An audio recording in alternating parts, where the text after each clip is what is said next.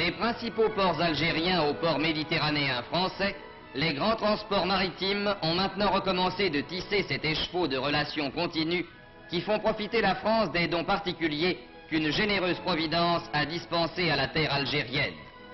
De décembre au milieu d'août, les quais de Marseille, la rade de Sète, éternellement inondée de soleil,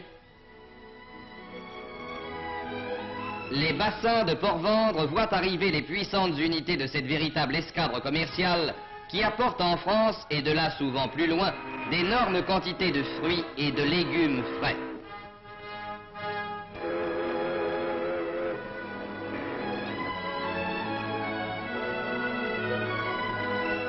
Ce sont de beaux navires dont les noms parlent de ciel bleu, de soleil, de terre riche, de paysages variés, différents de ceux de l'Europe.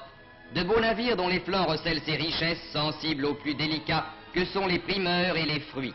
Des primeurs et des fruits venant du pays lointain qui les produit grâce à un climat généreux, au labeur acharné de tous ses fils et dont la vocation est de les produire et de les exporter à une époque où d'autres pays moins favorisés en sont privés.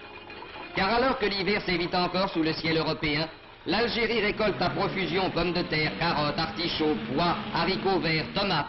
Lorsqu'en France, les vergers fleurissent à peine, les courriers d'Algérie transportent des cerises et des abricots que le soleil a fait mûrir en avance et qui sont en Europe les annonciateurs du printemps.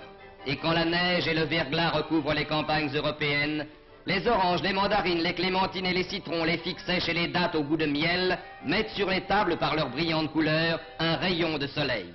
Citons quelques chiffres. Au cours de l'automne et de l'hiver 47-48, l'Algérie a exporté 900 000 quintaux d'agrumes, 200 000 quintaux de dattes, 370 000 quintaux de figues sèches. Au cours de l'année tout entière, plus de 2 millions de quintaux de fruits et de légumes frais. Pendant le seul printemps de 1948, 700 000 quintaux de pommes de terre nouvelles apportées d'Algérie ont été déchargés par les palans des ports français et britanniques. À point important s'il en est, apporté au ravitaillement des populations privées à ces époques de légumes et de fruits. Intervention d'une valeur plus importante encore dans la nourriture des enfants, qui peuvent trouver en plein hiver, dans la friandise éblouissante d'une orange ou d'une mandarine, les vitamines indispensables qui les protègent des maladies et assurent leur développement harmonieux. Mais au temps où nous vivons, le courrier maritime n'est qu'un lent marcheur lourdement chargé. L'avion possède d'autres mérites qui passent dans les mots rapidité, vitesse. Et dans l'air, les courriers d'Algérie tracent un autre réseau dont les fils s'étendent aujourd'hui jusqu'aux capitales du Nord. Chaque jour, les aéroports, ces grandes gares aériennes des villes d'Europe, peuvent voir se poser les cargos de l'air qui, sans secousse et sans heurts, apportent en quelques heures les primeurs et les fruits récoltés la veille. C'est que l'avion est le transporteur idéal des produits de qualité dont l'Algérie peut se targuer d'être la grande productrice.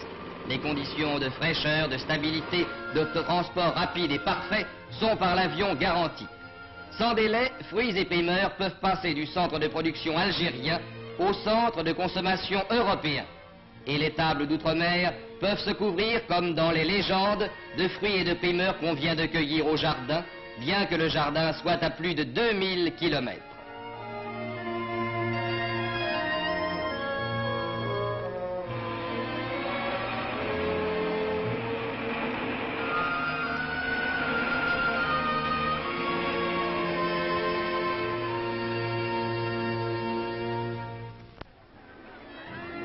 Les Halles, qu'un auteur célèbre a si pittoresquement nommé le ventre de Paris, ont vu nécessairement une part de leur activité s'orienter vers les produits d'Algérie. Paris mange beaucoup et Paris aime bien manger. C'est pourquoi on y voit apparaître l'apport, chaque année plus important, des vergers et des cultures algériennes.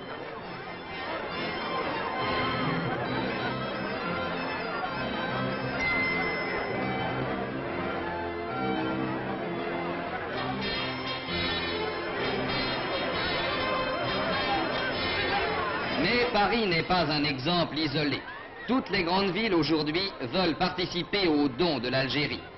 À l'ombre de Notre-Dame de la Garde, Marseille connaît sur ses marchés les produits algériens dont les pittoresques peseurs jurés, à l'aide de ces balances romaines dont l'antique fossé garde le culte, vont d'inventaire en inventaire certifier le poids.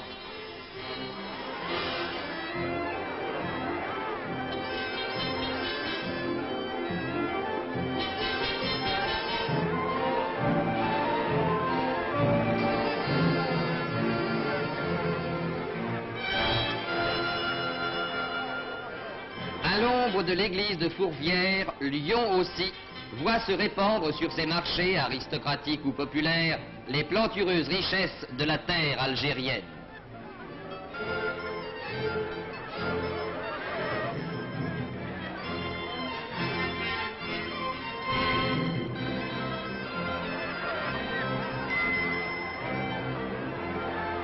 Et partout maintenant, les vitrines des magasins de qualité se font honneur de présenter à leur clientèle ces produits choisis, dont la sélection certifie ou confirme la qualité et dans la production desquels l'Algérie tient la première place.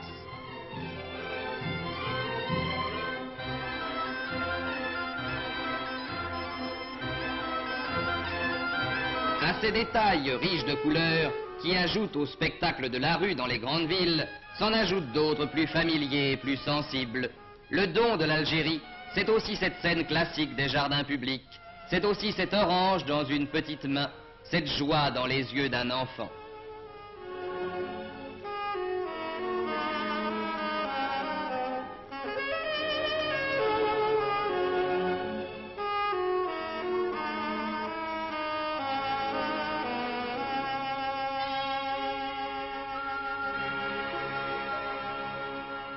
C'est que tout a changé sur cette terre où voici moins de 100 ans des marécages s'étendaient un peu partout, couvrant des milliers d'hectares de terrain, faisant régner en permanence le paludisme et les épidémies génératrices d'une effrayante mortalité, qu'on songe en effet que la mort fauchait régulièrement de 30 à 40% de la population européenne. L'Algérie, pouvait-on penser, devait rester en grande partie inculte et sauvage. On comptait sans l'effort français.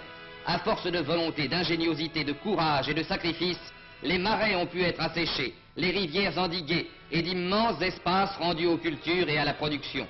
Aujourd'hui, aux endroits où s'étendaient autrefois ces espaces stériles et malsains, s'étendent les vastes cultures qui font de l'Algérie une terre bénie, bienveillante aux hommes.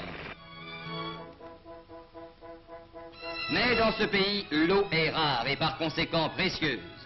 Il faut pouvoir conserver celle qui tombe du ciel, qui dévale des pentes, enfle les rivières et les torrents et se perd dans la mer ou dans les sables.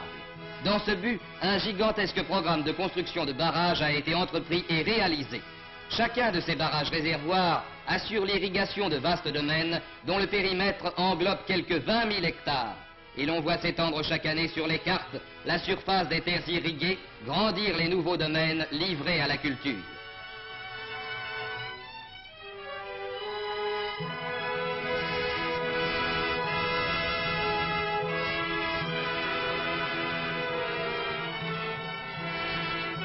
Derrière les constructions cyclopéennes de cet ensemble considérable, dont le modernisme et l'importance confèrent à l'Algérie l'une des premières places dans le domaine de l'équipement hydraulique, l'eau des torrents peut s'accumuler pendant la saison des pluies pour être réservée et employée à bon escient au temps de la sécheresse.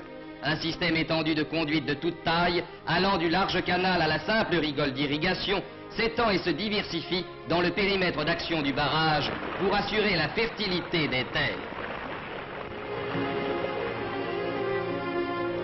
Ainsi, dans ces plaines fertiles, dans ces vignes immenses, l'Algérie recueille-t-elle aujourd'hui les fruits des efforts prodigieux de tous ses fils, venus de la métropole ou nés dans ce pays, qui communient dans le labeur fécond et l'activité créatrice. Mais à côté de ces immenses domaines, voués à des productions de base, l'Algérie devait bientôt s'apercevoir que son sol lui assurait d'autres gages de succès. Sa fertilité et les particularités du climat lui promettaient d'autres destins que ceux d'une Beauce ou d'un Languedoc, terre vouée aux cultures industrielles du blé ou de la vigne. L'Algérie, elle, pouvait se diriger vers la qualité. Et la vendange n'est pas seulement ici la cueillette brutale des grains destinés au pressoir, mais le ramassage plus délicat des chasselas qui peuvent rivaliser avec ceux des treilles les plus célèbres.